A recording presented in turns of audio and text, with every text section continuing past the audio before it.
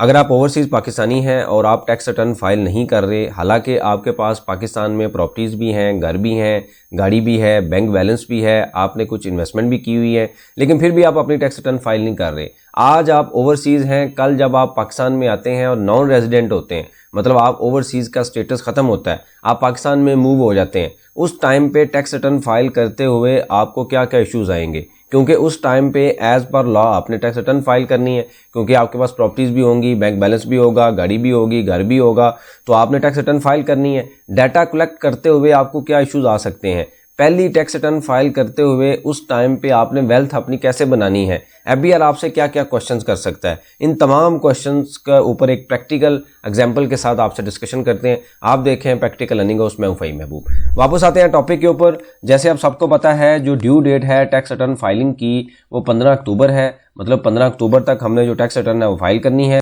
इससे पहले जो ड्यू डेट थी वो 30 सितंबर थी, लेकिन उसको एक्सटेंड कर दिया गया 15 अक्टूबर तक, यानी कि अब 15 अक्टूबर तक हमने जो टैक्स रिटर्न है वो फाइल करनी है। हमने देखा है कि मोस्टली जो ओवरसीज़ पाकिस्तानी अपनी टैक्स रिटर्न फाइल करते हैं क्योंकि काफ़ी अवेयरनेस होती है, इसलिए अपनी तमाम चीज़ें वो डॉक्यूमेंट रखते हैं। लेकिन मेरे पास एक केस आता है जिसमें एक ओवरसीज़ हैं, उन्होंने तकरीबन 30 से 35 साल या 40 साल के दौरान वो पाकिस्तान में नहीं रहे, मतलब उनका स्टेटस जो था ओवरसीज़ था, और पिछले कुछ पीरियड से वो अपनी जो टैक्स रिटर्न थी वो नील फाइल कर रहे थे, मतलब टैक्स रिटर्न भी फाइल नील हो रही थी और उनके नाम पे जो एसेट्स थे वो भी उसके वेल्थ स्टेटमेंट को भी नील फाइल कर रहे थे। अब जब वो पाकिस्तान में आते हैं तो उस टाइम पे उनके पास तकरीबन 100 मिलियन के करीब जो उनके एसेट्स की वैल्यू थी, ये सारे मूवेबल एसेट थे, मतलब उनके बैंक बैलेंस, बैंक में कुछ पैसे थे जो कि सारी के सारी रेमिडेंस आई हुई थी, इसके अलावा कुछ इन्वेस्टमेंट उन्होंने स्टॉक में की हुई थी, या इसके अलावा कुछ और उनके पास एसेट्स थे। अब पहली जितनी भी रिटर्न्स थी वो सारी नील फाइल हुई हुई थी। तो आज अगर 2025 पे आके हम उनकी टैक्स रिटर्न फाइल करते हैं तो इसका मतलब क्या है कि हमें 30 जून 2024 पे जाके, या आप अपनी रिटर्न फाइल करते हैं तो आपको ओपनिंग बैलेंस बनाना पड़ेगा कि 30 जून 2024 पे आपके पास कौन कौन से एसेट्स अवेलेबल थे, इन्हीं को आप कैरी करेंगे अगले साल के लिए, जो उसमें प्लस होंगे ऐड हो जाएंगे, माइनस होंगे माइनस हो जाएंगे, खर्चे आपके निकल जाएंगे और आपका क्लोजिंग बैलेंस बन जाएगा जो कि 30/6/2025 पे बन जाएगा, वेल्थ बन जाएगी। अब इन टैक्स पेयर ने चूंकि पहले सारी रिटर्न जीरो फाइल की हुई थी और डाटा जो रिकॉर्ड था, क्योंकि शुरू से हमारे ज़हन में एक अंडरस्टैंडिंग होती है कि ओवरसीज ने रिटर्न फाइल नहीं करनी, हाँ ठीक है, लेकिन आज की डेट में नहीं करनी। फ्यूचर में आप जब पाकिस्तान आते हैं, पाकिस्तान सोर्स इनकम बनती है, उस टाइम पे टैक्स रिटर्न फाइल करेंगे, तो अगर आपने आज की डेट में जो पैसे भेजे या एसेट परचेज किए, प्रॉपर्टी परचेज किए, घर परचेज किए, गाड़ी परचेज की, उसको आप रिपोर्ट नहीं कर रहे तो आपकी वेल्थ में तो जीरो है, कुछ भी रिपोर्ट नहीं होगा। जब एज पर लॉ आपसे रिक्वायर किया जाएगा कि अब आप टैक्स रिटर्न फाइल करें, मतलब आपका स्टेटस अब रेजिडेंट है, आप पाकिस्तान के शहरी बन चुके हैं, रेजिडेंट है, पहले भी वैसे आप हैं, लेकिन आपने चूंकि 183 डेज बाहर गुजार चुके होते हैं, इस वजह से आप नॉन रेजिडेंट होते हैं। तो जब आप रेजिडेंट बन जाएंगे तो उस टाइम पे बैलेंस को कैसे रिकंसाइल करेंगे,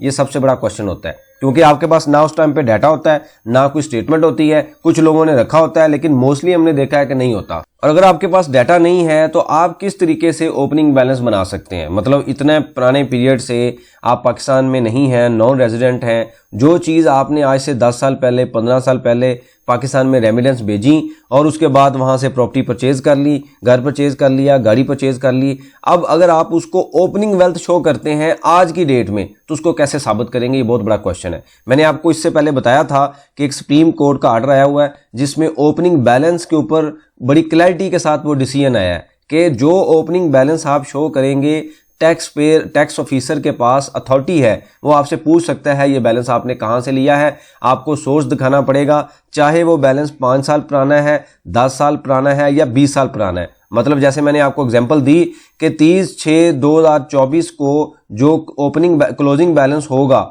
वो अगले पीरियड के लिए ओपनिंग होगा, इस साल की रिटर्न के लिए। तो जब हम इस साल की टैक्स ईयर 2025 की रिटर्न फाइल करेंगे जो कि 1 जुलाई से स्टार्ट होगी और 30 जून तक हम फाइल करेंगे, तो वहां पे हमें दिखाना पड़ेगा कि मेरे पास ड्यूरिंग द ईयर तो ये पैसे आए और गए, या मैंने कुछ परचेज किया या सेल किया, लेकिन उससे पहले 30 जून पे भी मेरे पास कुछ पैसे थे जो कि पिछले साल का क्लोजिंग बैलेंस था, इस साल का ओपनिंग होगा। तो ये जो वेल्थ कैसे कैरी होती है, ओपनिंग बैलेंस हम लेते हैं, उसमें एडिशन किया जाता है, उसमें से डिलीशन जो माइनस होती है, चीज़ बेचते हैं वो निकल जाती है, खर्चे निकल जाते हैं, जो इन हुआ कैश उसमें से खर्चे निकलने के बाद जो बैलेंस होगा वो आपकी क्या हो जाएगी, क्लोजिंग वेल्थ हो जाएगी। तो ये डाटा तो आपके पास होगा, ये भी आपके पास होगा, क्योंकि ये तो रेलिवेंट होगा 2025 से रिलेटेड। लेकिन यहाँ पे जो बैलेंस है ये 2024 का क्लोजिंग होगा, जो कि अगले पीरियड के लिए ओपनिंग होगा, और ये पिछले सालों से कैरी होके यहाँ पे आके कंबाइन अमाउंट बन चुकी होगी। अब आप यहाँ पे सबसे पहले तो आपको चेक करना पड़ेगा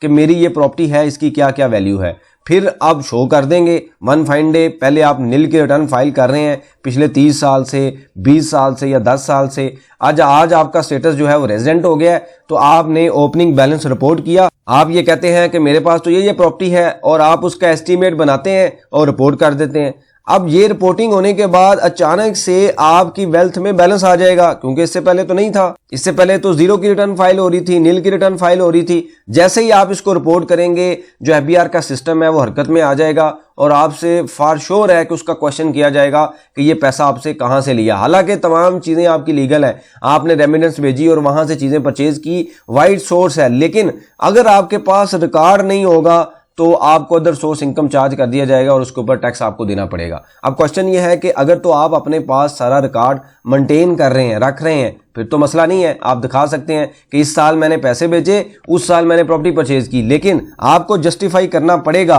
क्योंकि जब नोटिस आता है तो प्रॉपर रिकॉर्ड के साथ, एविडेंस के साथ जस्टिफाई किया जाता है। गपशप नहीं लगाई जाती कि ये मैंने ऐसे किया था, हमें डॉक्यूमेंट दिखाना पड़ेगा, एविडेंस देना पड़ेगा। लेकिन अगर आपके पास डॉक्यूमेंट नहीं होगा, हालांकि तमाम चीजें ठीक होंगी, इतनी पुरानी बैंक स्टेटमेंट आपने मेंटेन नहीं की, या बैंक नहीं देता, बैंक अकाउंट क्लोज हो गया, कुछ भी मसला हो सकता है, और अगर आप unable to provide the evidence तो फिर आपको टैक्स चार्ज कर दिया जाएगा। इसी वजह से मैं हमेशा ये कहता हूं कि ओवरसीज जो है उनको टैक्स रिटर्न लाजमी फाइल करनी चाहिए, क्योंकि आज उनका स्टेटस ओवरसीज तो है, लेकिन फ्यूचर में कभी भी वो रेजिडेंट हो सकते हैं पाकिस्तानी के। हु नोज कि आप पाकिस्तान में आ जाएं और यहाँ पे आके जो है वो आप रेजिडेंट बन जाएं, या इवन आप रेजिडेंट नहीं भी हैं तो आपके एसेट तो यहाँ पे हैं, तो आपको रिपोर्टिंग करनी चाहिए। कल को बैंक में पैसे आते हैं तो आपको बैंक को भी जस्टिफाई करना है। हालांकि बैंक को पता है कि आप नॉन रेजिडेंट है, लेकिन फिर भी आपसे रिक्वायरमेंट ली जाती हैं। अब तो मैसेज भी आना शुरू हो गए हैं कि आपके बैंक में इतना बैलेंस है, इतनी ट्रांजेक्शन हुई हैं, टैक्स रिटर्न फाइल करें। तो बेशुमार तरह की एफबीआर ने जो है हरकतें शुरू कर दी हैं।